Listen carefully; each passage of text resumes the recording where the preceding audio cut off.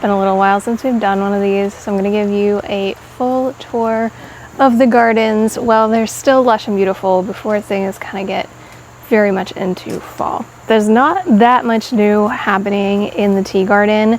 Things in here pretty much stayed the same all season. There wasn't a lot of like succession planting coming in. However, while this front bed that I planted like all orange and yellows in has not really changed at all, the alyssum is starting to come back in. So I did cut this back after the flowers started to die off. And now it's this big, beautiful, bushy plant. I just love the texture of this one. I think it looks so nice in the corner here.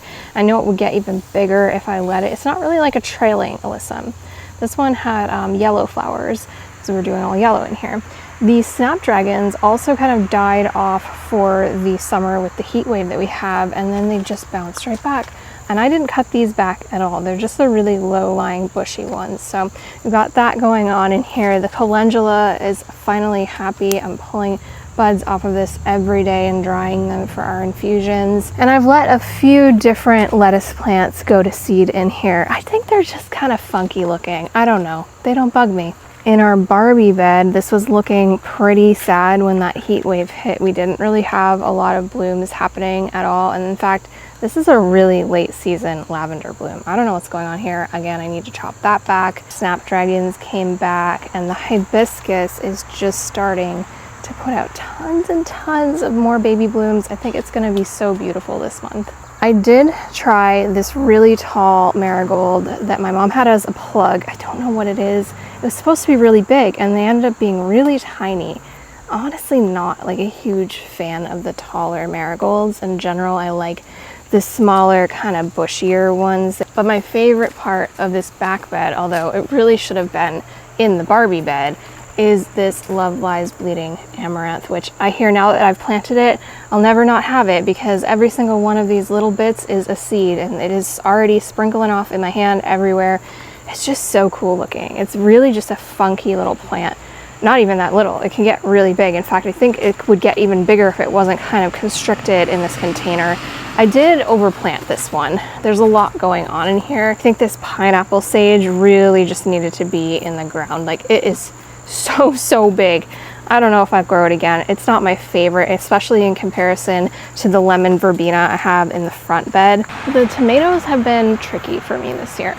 I've told you guys this was the first year I decided to do all my own tomatoes. My sister normally does them, and I did these dwarf indeterminates, which I love the growth habit of them. The issue that I'm having is they got way too hot, and now they're getting way too cold. So the fruit just sits on them forever. And you can see too, we're starting to get some yellowing at the bottom here, although I don't think it's blight. It's only at the bottom. It's not spreading. I don't know. It's just kind of, I don't know what's going on there. And I have this beautiful truss that just needs to be documented for posterity.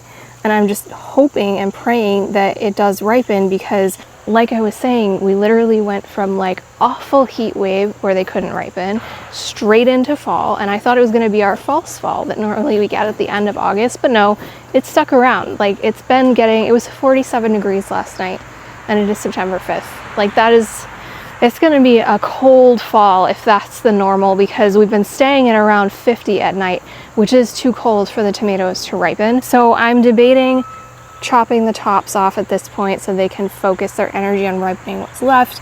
If not, I will just start pulling these and putting them in a cardboard box to ripen. I do still have some basil growing in here, some marigolds. I got a bunch of like clearance marigolds at the last minute, so I have some like yellow ones that you never even really get to see because I put them on the opposite side. They're so pretty. Some of my non-bolting basil from Burpee here, this is the variegated basil that I'm obsessed with, but because it's non-bolting, it's sterile. So if I want to have it next year, I either have to get it from Burpee again as a plant or propagate it. So I've been propagating it inside, so I'll have like lots of backups to try to overwinter them. I do have a bunch of King Richard leeks and Tokyo scallions in here, but I think the Tokyo scallions in particular, they bolted, so we're not going to be eating those, but the leeks look pretty good. They're getting fairly big.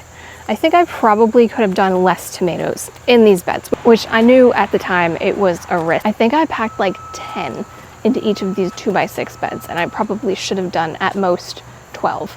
So it was a lot of tomatoes, and I think that has affected their productivity, and next year I'll have less of them.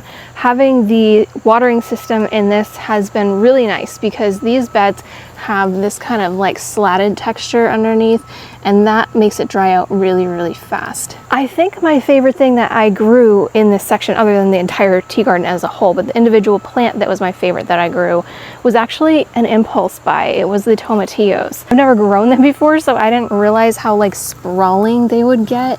And next year I will definitely trellis these. I'm going to try to trellis them this month actually, just to see if I can support them a little bit better, because they are really bending under the weight of all of these fruits. But I finally got to make salsa verde. So good. I can't believe I've never had a tomatillo before. I've never grown a tomatillo before. Now I can't imagine having a garden without them. So that's kind of like the main tomato and tea section of the garden. I do still have the mini tea garden container over here. It's pretty happy. It kind of needed some water yesterday, so it's bouncing back still. But the blanket flower is my favorite. I want to incorporate more of that. I have two of them now. I have one in this garden and one in that garden. But this one is obviously a little bit more constrained in size because of the container. I have some sage in here. The nasturtiums are kind of in between flushes of flowers and the mint. And I've got some celery too, and these snapdragons, which have not totally bounced back yet. But it's a pretty happy little whiskey barrel container. On this end, I just did a whole bunch of snapdragons. This is where I had my cantaloupe that we harvested. My little tea bushes right here.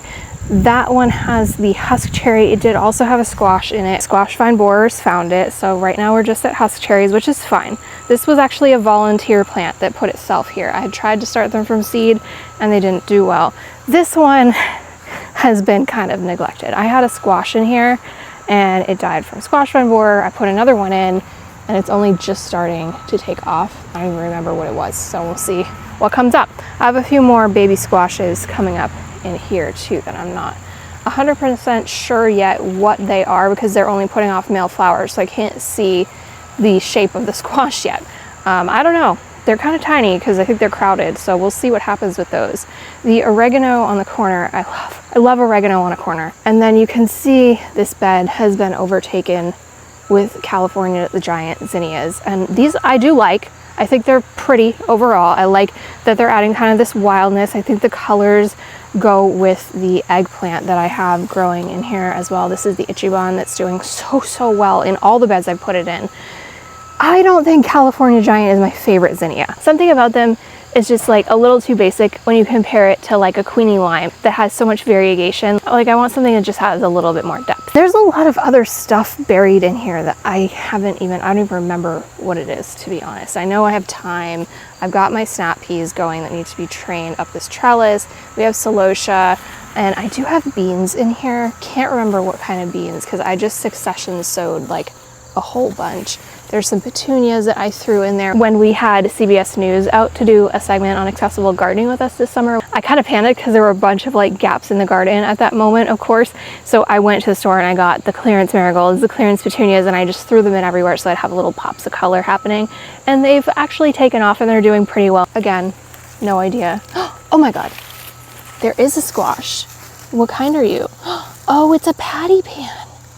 Okay, that's exciting. I'm excited about that, but looks like we've got some bug friends to deal with, so hopefully ladybugs can move in and help us with that. This is some kind of mustard.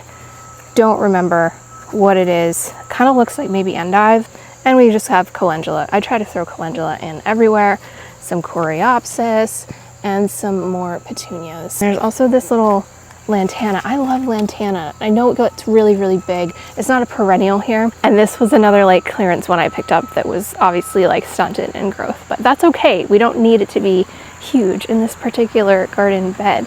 So on this side, it's pretty much the same kind of thing, except the back corner is a little bit different. So I do have my Ichiban eggplant here. I have nasturtiums, which are finally coming back. These are the purple emperor nasturtiums. Another blanket flower, which it needs to be deadheaded constantly. That's the only thing I don't really love about it. But the more you deadhead it, the more blooms you do get. My chives, which I really need to cut back, more calendula, and then these kind of wax beans.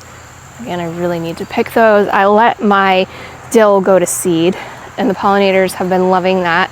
So we've just kind of run with it. I'm hoping it'll self-sow. These are the beds that we just replanted for fall, so if you missed that video, I'll link it for you here. There's not a heck of a lot going on in here. We've got a couple dwarf teddy sunflowers left over, some marigolds, some calendula, some Thai basil, and some snap peas. The butternut is still growing up this. We're overwintering this Swiss chard, and then this end is really just a mishmash. Like there's some lettuce, there's some carrots, there's some basil. I think there's even some beets, which I've still yet to try. The pepper beds are starting to look a little bit worse for wear. Of course, I have my beautiful cosmos, and we're still ignoring the horrible tree that fell. But I also have this gomphrena that's only bloomed once, and it's huge. I don't understand.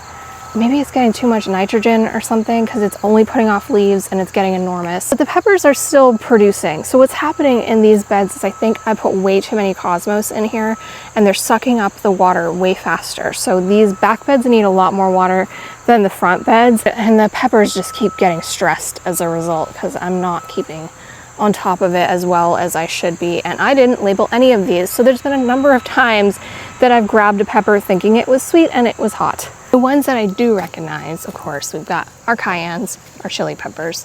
I have my aurora peppers, the ones I thought were sweet, and then I took a big bite and they are not. These are so fun though. It's kind of like those ornamental peppers you see in the nurseries this time of year, but they're more prolific throughout the year and they're totally edible. I don't know if those ornamental ones are technically edible or not.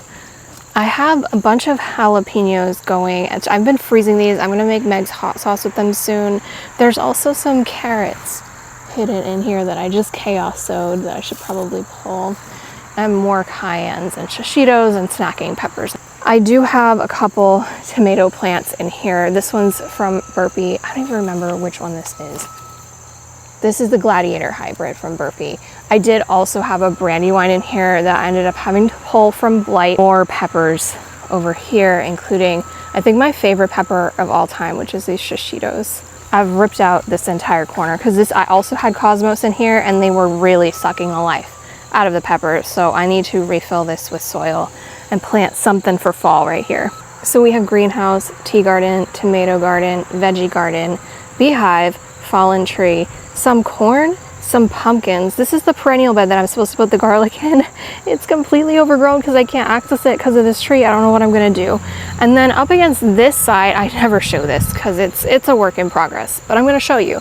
This is mugwort that I'm trying to choke out. And in the process of choking it out, we're planting tons of squash and melons and things. So I do have more butternut growing in here. And these are huge. Look at this. This is huge butternut. I also have some melons. This is a mountain sweet variety. And all along the back, I did my glass gem corn. So this is still gonna be a while before it's ready to pick. Glass gem, you want the husk to be fully brown and dry so the color is completely developed. So have to be patient on that one. I'm not patient, but we have to be because otherwise if I pick it, it will just be boring and white inside. Ask me how I know, because I definitely already picked one because I was like, maybe this time it'll be different, and it wasn't. This is my favorite view in the garden though.